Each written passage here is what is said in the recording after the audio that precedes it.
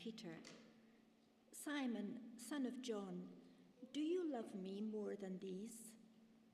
"Yes, Lord," he said, "you know that I love you." Jesus said, "Feed my lambs." Again Jesus said, "Simon, son of John, do you love me?" He answered, "Yes, Lord, you know that I love you." Jesus said, "Take care of my sheep." The third time he said to him, "Simon, son of John, do you love me?" Peter was hurt because Jesus asked him the third time, "Do you love me?" He said, "Lord, you know all things. You know that I love you." Jesus said, "Feed my sheep. Very truly I tell you, when you were younger, you dressed yourself and went where you wanted. But when you are old, you will stretch out your hands, and someone else will dress you and lead you where you do not want to go." Jesus said this to indicate the kind of death by which Peter would glorify God. Then he said to him, "Follow me." Peter turned and saw the disciple whom Jesus loved was following them. This was the one who had leaned back against Jesus at the supper and had said, "Lord, who is going to betray you?" When Peter saw him, he asked, "Lord, what about him?" Jesus answered, "If I want him to remain alive till I return, what is that to you? You must follow me." Because of this, the rumor spread among the believers that this disciple would not die. But Jesus did not say that he would not die. He only said, "If I want him to remain alive till I return, what is that to you?" This is the disciple who testifies to these things and who wrote them down. We know that his testimony is true. Jesus did many other things as well. If every one of them were written down, I suppose that even the whole world would not have room for the books that would be written.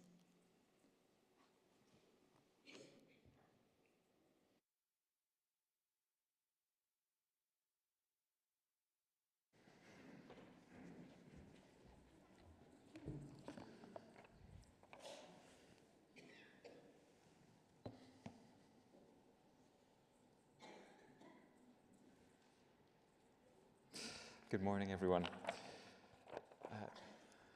I loved what you did, Helen. That was great. That was absolutely amazing, bringing this passage to life. And it's such an exciting story in so many ways, and there's so much that is going on here.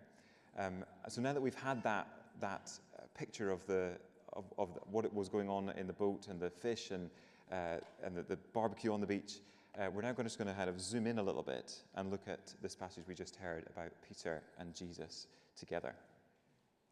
I'm just going to get to grips with this. Okay, got it. All right. So in this story, there's a lot of bustle and action. You know, there's the disciples in the boat, the fishing, the shouting across to the beach, the huge catch of fish, Peter jumping into the water, and then the barbecue that they have that Jesus has prepared, and it's all kind of loud, and you can imagine there would just be an absolute joy as these disciples realize it's Jesus, he's here, and what's more, he's on the beach where we used to spend so much time. He's done it again with the miraculous catch of fish. He's cooking us food, and you can imagine there would have been laughter and jokes and just the sheer joy, like there is in any reunion when people who have perhaps thought they would never see each other again get together over food. So there's this kind of bubbling, noisy story that we've just had, and then it gets to verse 15, and the action sort of slows down, closes in a little bit, and it's just Jesus and Peter in this quiet, intimate conversation. Just a quick comment before we look at their conversation. I don't know, did you notice the really quite funny moment? There's maybe a few, but the one that I think is particularly funny, where we're recorded, there's lots of little details in this passage, and it's fascinating to study the details. But one of the details is in verse 7, as soon as Simon Peter heard him say, "It is the Lord," he wrapped his outer garment round him, for he had taken it off, and jumped into the water. Have you ever met anybody who puts on clothes before they jump into the water? You don't do that. You take them off. And it's, what exactly is going on here, we don't know. It's recorded because it happened. But it's a funny moment. It's the bustle and the confusion and the sheer joy of what's going on here. Either Peter just got confused and threw on his coat and jumped into the water, or maybe he thought he was going to walk on the water again, as he did when Jesus called him to him on the wave. So he thought, I better put my jacket on then because I'll need it. Either way, it's funny and it's full of joy and excitement. And the other comment is that verse 15, we can so easily go past how this passage starts, this verse. When they had finished eating. I'll tell you why I think that's profound. Food comes first. Do you notice that? Like there's business, there's unfinished business to be dealt with here. Jesus has not dealt with Peter's stuff and his betrayal of him. He's going to. He's here to do it. But food comes first. The first thing he does is lay on a fish barbecue. It's literally, it's a fire of coals. That's charcoal. It's a barbecue. And he has, as Helen said, he's already provided the fish. Then he provides way more fish. And then he's the one who serves them the bread and the fish. Jesus has cooked for them before he gets to the spiritual stuff. A passage like this is brilliant for just reminding us Jesus is not a religious guy. He is incredibly real and down to earth, and this is the resurrected Jesus who is alive right now. This isn't something that happened and is no longer the case. This is Jesus as he is right now. He's the guy who cooks the barbecue and welcomes people over food and sits down and everyone eats their fill. And of course, he's done that before, where he fed the 5,000 and he fed the 4,000 and everyone ate their fill. Food is really important for Jesus. He was accused of being a glutton and a drunkard because he ate and drank with people all the time. And so I think we need to remember that. And it's particularly important for the context of what Jesus is going to do here with Peter, because he does it on a beach after food. We can't get to the deep spiritual stuff that we need dealing with, the deep stuff of our hearts, if we're hungry or uncomfortable. We need to be relaxed, well-fed, happy for these things to be dealt with. And that's how Jesus does it. This is a beautiful moment, a famous conversation, with Jesus saying to Peter 3 times, "Do you love me?" And Peter responding. And those 3 times obviously match the 3 times that Peter said he doesn't even know Jesus. And it's that process of healing, and it is beautiful. But there's more going on than just that 3 times Peter responding to Jesus' question. So let's look at it slowly. If you've got your Bible open, follow through with me. We'll just go look at a few points here just for a few minutes. So the first question Jesus asks Peter is, "Simon, son of John, do you love me more than these?" What's going on there? Well, it goes back to the moment where Jesus had said to his disciples, "I'm going away and you're all going to leave me." And Peter boasted, "I will lay down my life for you," back in chapter 13, verse 37. And then in Matthew, there we go. Matthew 26:33, he said, "Even if all fall away," in other words, if even all these other disciples give up on you, I never will. He's basically saying, I love you more than these, Jesus. I'm the number 1 disciple. I am never going to let you down because I love you more than all the rest of these. And he really probably believed that, because we saw in the video from The Chosen that he had this amazing encounter with Jesus where he really did experience him as the Lord and Savior, the Messiah that he'd been waiting for his whole life.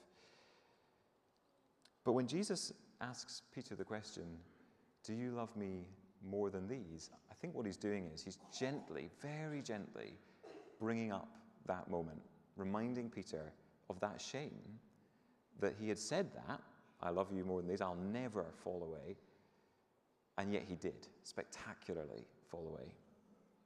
So Jesus is bringing it up, but he's not bringing it up saying, "Right, Peter, we need to talk. Your behavior was awful. I am appalled at you," kind of a proper kind of telling off.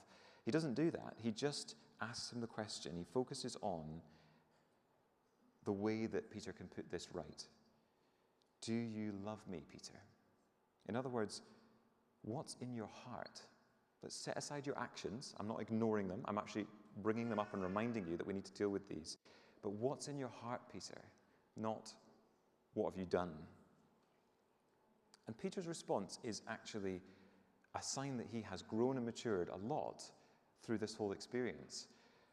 Because he doesn't do the two things that most of us would do in that situation. He doesn't respond to Jesus' bringing this up by making excuses on one side. Like, well, Peter, I know, I messed up, but it was so hard. I was under so much pressure. I was so stressed. I was terrified. Anyone would have done it. It doesn't do that. And neither does he grovel. He doesn't say, yes, I messed up and I am awful. I am the worst. I don't deserve you at all, yet I deserve to be cast from your presence. He doesn't do that either. He looks Jesus in the eye and he says the thing that matters most, that he loves Jesus. Despite all of that, with all of that, he loves Jesus. And of course that means he's sorry, that he wishes he hadn't done it, that he wants to do better in future and so on. But that's not his focus, because that would be a focus on himself. It's all me, me, me. If you're making excuses or if you're groveling, it's all me, me, me. Instead, he just keeps his focus on Jesus and his love for him. It's even in the way he says it. He says, Lord, you know that I love you. In other words, I'm just thinking about you, and I know that you know that I love you. And what that is a changed heart. Peter's heart's gone through some serious stuff, and now it's changed. But Jesus is not going to let him away with just one time. He's going to ask him 2 more times. He's still in the process of digging into this and pushing into what's going on in Peter's heart. But it's fascinating that even before he finishes the process, he's already commissioning Peter. He's giving him a job to do, work to do. He says, feed my lambs. We'll come back to that in a second. So verse 16, he asks him again, Simon, son of John. And it's interesting as well, this is his Sunday name. It's like someone saying to me, Jeffrey Christopher Todd. Either you're in trouble when someone uses your full name, or that it's just very serious. It's a formal occasion. So it's very seriously, Jesus says, Simon, son of John, do you love me? And he answered, yes, Lord, you know that I love you. He's not going to be shaken into excuses or groveling. He's still going to just keep his focus on Jesus. Then the third time, it's a bit different, because the third time, he said to him exactly the same question, Simon, son of John, do you love me? And Peter was hurt, because Jesus asked him the third time, do you love me? And he said, Lord, you know all things. You know that I love you. Tim Keller makes the point that this looks like Jesus is twisting the knife. And what Tim Keller says is that, there is a knife, but it's not a horrible, nasty knife being twisted. It's a scalpel. Jesus is doing surgery on Peter's heart. He's taking the reality of Peter's sin, not letting him away with, you denied me 3 times, so I'm going to come back to you 3 times with this. Taking the reality of it, the magnitude of it, but he's removing it and healing him. But to do that, he has to hurt Peter. And we don't really like to think about that, but that's the only way that Jesus can do this for Peter, is to cause some pain. Just like the only way that certain surgeries can be done is through causing pain. If Jesus wasn't driving this deep into Peter's heart with this repetition, then it wouldn't reach the deep heart where the real healing needed to happen. And I think that raises the question for us, are we up for that? Are we up for our stuff to be dealt with by Jesus, even if it hurts? Because there will be a loss. If we give up sin can be delicious. It's not something horrible in our lives sometimes. It's something that gives us some pleasure. It might be an addiction. It might be our prize, where we're just accepting a lot of praise from people and things that make us feel good. We might be called to give that up. That might be sin, and there will be a sense of loss when we give it up. Are we willing for Jesus to hurt us, to heal us? There is a loss when we give up living selfishly, but it's so worth it, because it puts us back into the shape that we were meant to have, rather than being twisted and broken by sin. And that's what Jesus is doing here with Peter. And Peter does the right thing, because he lets Jesus perform the surgery. He accepts the pain. He doesn't storm off down the beach going, I don't have to listen to this. I've been through a lot. You're hurting me. He doesn't do that. It hurts him, but he sits there looking into Jesus' eyes and repeating what he knows to be true. I know, you know, I love you. That's basically what he's saying. And then look at what Jesus is then able to do through Peter's life because he's willing to go through this restoration process. Verses 18 and 19 are this thing about being younger and older. I tell you, when you were younger, you dressed yourself and went where you wanted. But when you are old, you will stretch out your hands and someone else will dress you and lead you where you do not want to go. Jesus said this to indicate the kind of death by which Peter would glorify God. Then he said to him, follow me. Which is a beautiful bookend, because the very first thing he said to him on a beach when he first called him was, follow me. And here he is giving him that again, basically saying, Peter, it's a fresh start. I'm still here asking you to follow me, and you're ready. I don't want all that stuff you've done. We've dealt with it. Now follow me. Keep following me. But the specific instructions were to feed and take care of Jesus' lambs and sheep. So what exactly does that mean? Jesus' lambs and sheep are all of us. I mean, look around the room. We're a flock. Jesus is our good shepherd, and he laid down his life for us. And he's saying to Peter, who's calling into leadership, and in exactly the same way he's saying the same thing to all of us, follow me, do what I'm doing, be a shepherd who gives your life for others. Love others is what he's saying. And that means putting others first. That's what love looks like, is putting someone's needs before our own.